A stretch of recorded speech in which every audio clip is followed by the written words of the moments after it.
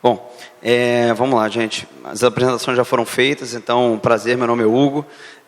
Obrigado por todos terem vindo. Aqui é mais um bate-papo, a gente tentar trocar uma ideia e explicar um pouco do conceito da proteção. Tá? Primeiro, um ponto que eu acho interessante é entrar na linha de que seguro de vida, que seria a proteção básica que eu vou falar hoje, não necessariamente é vinculado à morte. Muitas pessoas têm o conceito de que o seguro de vida necessariamente tem que beneficiar a ideia de um benefício de morte. Muitas pessoas não têm dependentes financeiros ou não acham interessante ter esse tipo de benefício. Mas eu tenho diversos clientes que não têm o benefício da morte no produto de seguro de vida. Tá? Então, hoje, a gente tem muito voltado para lucro cessante, para um acidente, uma invalidez, enfim. A morte não necessariamente precisa estar intrínseca a esse produto. Tá? O seguro de vida, ele é basicamente uma ferramenta basilar num planejamento financeiro familiar, que a gente vai falar um pouco disso na linha de investimento. E ele entra como um diversificador de portfólio, porque é o conceito dele de liquidez imediata. Ou seja, é um ativo financeiro que independe de qualquer tipo de imposto, qualquer tipo de burocracia, e imediatamente você recebe o valor, dependendo do que ocorrer, evidentemente. Tá? Além de não incidir imposto de renda, a ideia de um seguro de vida, basicamente, é dar certeza a um ciclo de planejamento familiar. Então, se alguém tem um planejamento voltado para uma educação, um financiamento, qualquer coisa do tipo, é a certeza de que isso vai ocorrer independentemente de qualquer sinistro ou a falta do provedor. Tá? Falando um pouco do mercado, rapidamente, desse ramo, o seguro de vida, isso é da Folha de São Paulo, de março agora.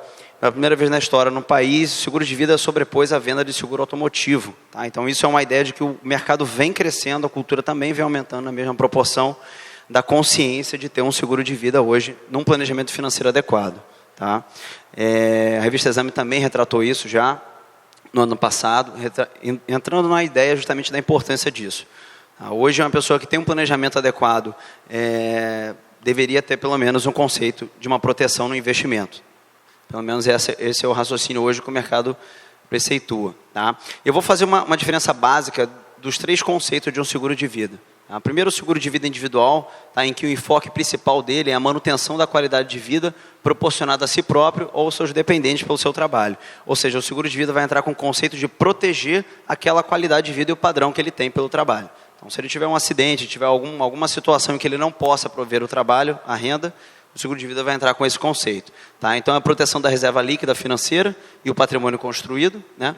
A linha de lucros cessantes, caso temporariamente a pessoa pare de trabalhar, ela vai ter também um retorno nesse sentido. E a reorganização póstuma, que aí já seria a linha de falecimento. Tá? A gente tem a linha de seguro de vida em grupo, também é muito interessante, voltada para as empresas. Então, é um conceito hoje de uma proteção financeira para os empregados e o executivo da companhia, porque além de você gerar uma retenção, vamos dizer assim, maior dos empregados, também é um benefício atrelado a eles. Além do conceito também de dedução fiscal, tá? De despesa operacional pela ideia hoje do tributário regime lucro real. Então, o dinheiro que você despende com seguro de vida em grupo, você também tem como abater isso no imposto de renda. Tá? E a ideia hoje, que é a base hoje que a gente vai falar um pouco mais, é a sucessão empresarial, né? Que seria o seguro de vida empresarial. Qual que é o conceito, resumindo sobre isso? É a ideia de que se você tem uma empresa, você e um outro sócio, e um desses sócios vem a faltar, a ideia é de que a cota parte de cada sócio vai ser valorada previamente, né? E se vier a ocorrer o sinistro, esse valor vai direto para os seus dependentes financeiros. O raciocínio de que, evidentemente, cada sócio tem um pensamento, mas na hora da falta dele, a viúva, ou filho, ou qualquer dependente financeiro, tende a se intrometer no negócio. Então, a ideia da sucessão empresarial é proteger a continuidade da empresa. Tá? Então, hoje, se acontecer o falecimento de um sócio, aquele sócio, o valor dele vai ser direto, vinculado aos dependentes, e consignado em contrato social, aquela cota-parte vai para o sócio que ficou. Ou seja, o sócio que fica mantém a empresa para ele e não há uma discussão jurídica disso. Tá? O que hoje na prática acontece muito. Pessoas que às vezes não têm diversas divergências, a viúva tem uma divergência, ou viúva e por aí vai. Então, a ideia é de que a continuidade dos negócios vão se perpetuar. Tá? Então, é uma solução inteligente, porque o contratante é a própria empresa, os segurados são os sócios e é beneficiário, evidentemente, companhia. Tá? Então, os pontos aí é a celeridade no processo de valoração da parte do sócio ausente. Então, prévio planejamento, valorar quanto vale essa parte. Né? A manutenção e preservação da empresa e seus negócios, que é o principal objetivo, né, para que ela não desande e não interrompa a evolução. E a liquidação imediata das cotas de participação societária do executivo falecido. Né? Então, não vai ter aquela questão judicial, a perda de tempo, a morosidade. Então, uma coisa vai fluir com um pouco mais de agilidade e a empresa não vai ser prejudicada. Um conceito rápido aqui, falando do seguro de vida vitalício resgatável, que é um mercado hoje, numa linha private, voltada mais para essa linha de sucessão empresarial e que é bastante abordado hoje, principalmente aqui no Rio de Janeiro. O que é o seguro de vida vitalício? Tá? Diferentemente de um seguro comum. É a ideia de que você paga um valor durante um determinado momento que você vai decidir e a partir do término da contribuição, o seguro vai valer para o resto da sua vida. Então, hoje é uma ideia, um conceito bem inteligente. É claro que existe um valor agregado a isso, mas depois de um certo momento a pessoa para de pagar e o seguro vai valer para o resto da vida. Tá? E caso lá no final do processo ele ache que não vale mais a pena ter aquele produto, por qualquer motivo, ou porque a empresa está rodando, ou pelos seus dependentes já estarem totalmente independentes, ele pode cancelar aquele produto e ele tem uma resgatabilidade sobre esse serviço. Tá? Isso é bem interessante, principalmente na linha também da empresa, porque se a empresa estiver arcando com esse produto, no final ainda tem um resgate, que não é tudo, mas é uma reserva financeira feita num seguro. Se a gente pensar hoje num seguro de carro, que seguro de carro volta se nada acontecer. Né? Então, hoje em dia, é um produto bem diferente de uma linha também um pouco mais segmentada, mas que faz bastante sentido nesse ramo do empresarial e também pessoa física de uma maneira geral. Então, os conceitos básicos disso, a garantia da segurança financeira familiar, antecipação do benefício em caso de doença terminal, isso é uma linha que a gente chama de uma dispensa de pagamento. Então, se acontecer uma doença terminal, ela tem uma expectativa de vida em torno de 6 meses, o produto vai automaticamente o benefício imediato e ela para de pagar por todo o processo. Então, isso é a certeza, de novo, como eu falei, um ciclo de planejamento correto. É a certeza que aquele valor vai acontecer, seja ele em vida ou em morte. Tá? Prêmio nivelado também é um conceito bem interessante, porque no ato da contratação, o seu seguro vai estar sempre travado com o congelamento de risco que aconteceu naquele momento e não vai ocorrer reajustes. Então, quanto mais novo você realizar um tipo de planejamento desse, mais inteligente fica, porque fica mais barato. Tá? O congelamento de risco, né, que é o conceito que os bancos hoje ainda não conseguem contemplar isso no produto, que é a ideia de que o seguro, caso ocorra qualquer agravamento no risco, proposital ou não, a seguradora ela tem a obrigação de pagar aquele benefício, que os bancos não preceituam essa ideia. Então, esse artigo 769 do Código Civil, ele é vinculado a todo e qualquer contrato de seguro de vida em banco, hoje aqui no Brasil. Muita gente não sabe disso. Então, resumindo, fazendo um exemplo, é como se no final do término o cliente venha a falecer e descobriu uma hipertensão, uma hepatite, uma diabetes, qualquer coisa ao longo de toda a vida. A seguradora vai dizer que ele não comunicou e, diante do artigo 769, ela tem o direito a garantia de perder essa garantia o cliente e ela acessar o benefício. Tá? Então, hoje também essas seguradoras com que eu trabalho não preceituam essa ideia, então ela tem um congelamento de risco e está livre do artigo 769. É vitalício, como eu falei, válido para o resto da vida, né, o que também é bastante interessante, você não precisa pagar até morrer.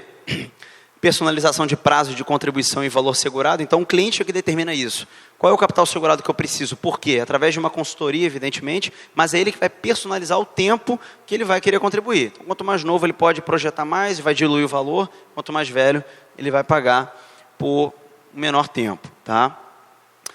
O acúmulo de reserva financeira, como eu disse, se no final do processo o cliente não tiver interesse, ele pode cancelar e resgatar um valor. Também um conceito interessante, aí a gente entra na parte de direito, ele é um bem impenhorável, inalienável e incomunicável. O que significa isso na prática? Ninguém pode penetrar nesse ativo do cliente. Então, se ele tiver uma dívida em banco, um processo judicial, qualquer coisa... Não, claro.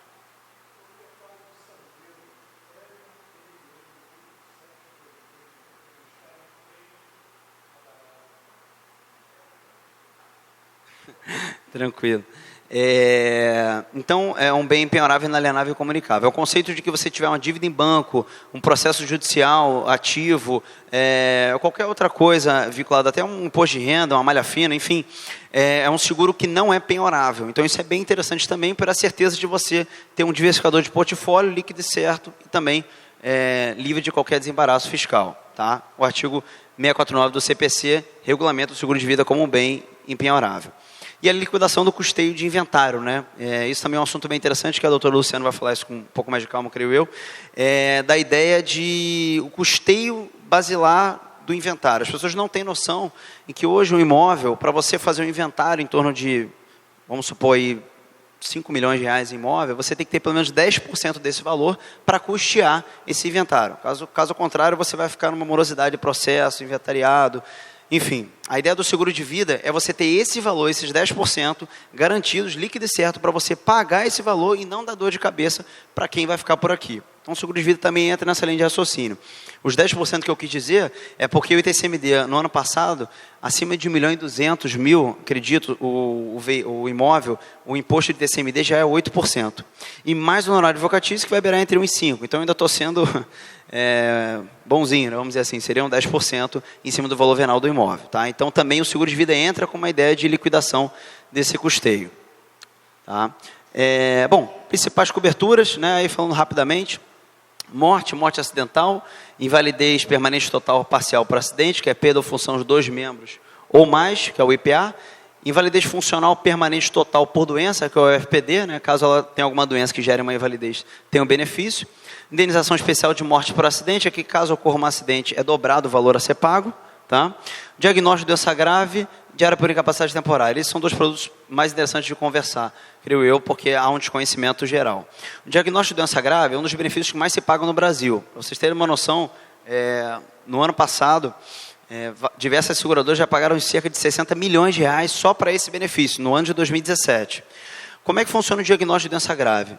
É um produto que você recebe pelo mero diagnóstico da doença. Então, por exemplo, com diversas patologias, tá? AVC, câncer, infarto, cirurgia da aorta, ponte safena e por aí vai. Se você tiver qualquer um desses diagnósticos, você recebe um cheque, uma verba indenizatória, livre de impostos e de qualquer desembaraço, para você se tratar. Ah, mas eu tenho um super plano de saúde, não preciso desse benefício. Ótimo, você pega o valor e dá entrada num carro, numa lancha, investe em outro lugar. Você não é obrigado a discriminar isso para tratamento. É um produto, é um benefício vinculado a isso. Tá? A ideia desse produto é justamente a ideia também de preservar a reserva financeira. Porque se você tem lá R$500 mil na sua conta, para que você meter a mão nisso, se você pode receber um cheque, se tratar nos Estados Unidos, em São Paulo, onde for, e não ter essa dor de cabeça. A verdade é que muitas pessoas só têm essa noção, infelizmente, quando acontece alguma coisa na família. Então, hoje o índice, por exemplo, de câncer é imenso. Então, quase que a tendência, a chance de acontecer é muito grande. E a diária por incapacidade temporária, um outro detalhe também, é um mero diagnóstico, tá? Não precisa estar morrendo para receber isso. Você tendo um diagnóstico, você já recebe o valor. Conheço várias pessoas que já receberam esse valor e estão aí vivas, super saudáveis.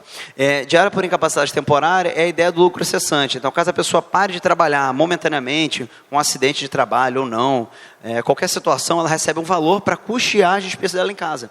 Então, isso faz muito sentido para um advogado, um empresário que depende de estar ali dentro da empresa para a coisa girar, um médico e por aí vai. Tá? Então, hoje, pessoas que ficam, às vezes, 20 dias em casa sem trabalhar, a coisa desanda de um jeito. E o DIT, ele entra com esse raciocínio.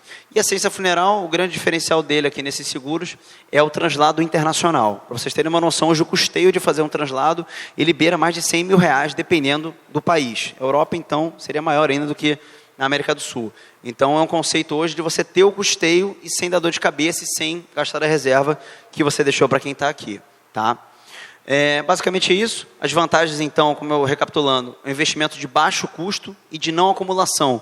Ou seja, um capital segurado já integralizado no ato da contratação. O que eu quero dizer? Se a gente for simular hoje com uma previdência, por exemplo, que as pessoas confundem muito e tentam fazer uma comparação, a previdência é um investimento de acumulação. Você tem que colocar um valor todo mês para que no final, daqui a 20, 30 anos, você receber um valor.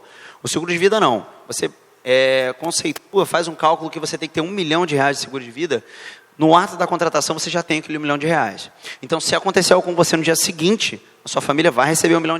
Então, é uma certeza que você tem do planejamento para quem vai ficar por aqui. Tá? Não precisa ter pago todo o processo para receber o valor. Os seguros de vida, acidentes pessoais são investimentos de baixo custo, né? Então, como eu falei, auxiliam na retenção de empregados, além de liquidar possíveis problemas em caso de falecimento do funcionário em atividade. Tá? Isso aí a gente está falando também do acidente de trabalho. Pessoas que têm indústrias, engenheiros, construtoras, hoje até tem aqueles seguros de vida, mas são muito pequenos, mais por obrigação do sindicato do que pela consciência. Então, o raciocínio hoje é que você vai ter um seguro de vida, um benefício para o seu funcionário e a certeza também que você não vai ter dor de cabeça futuramente. E, além da tranquilidade jurídica, a ideia também que eu falei do incentivo fiscal, né, que é a dedução de 10% sobre o valor destinado ao seguro como despesa operacional. Tá? Então, também isso é um incentivo. Não entra em inventário, todo seguro de vida não entra em inventário, é uma indenização isenta de imposto de renda e de qualquer imposto de transmissão. Então, é o que eu falei, impenhorável, incomunicável, inalienável. Então, é um dinheiro certo, que não vai entrar em inventário e você coloca para quem você quiser. Né? Podem ser pagos a qualquer pessoa indicada pelo titular. Também isso é um ponto. Os beneficiários, na teoria, lógico, pelo direito, mas se a pessoa quiser colocar uma outra pessoa, ninguém vai determinar isso. Ou vai... enfim, bloquear, é um direito do cliente, tá? Gente, basicamente isso, eu tentei ser rápido, até mesmo porque tem outras pessoas aí para palestrar e falar os assuntos ainda um pouco mais técnicos, mas vou ficar aí depois da hora para qualquer dúvida, tá? Muito obrigado aí, valeu. É isso.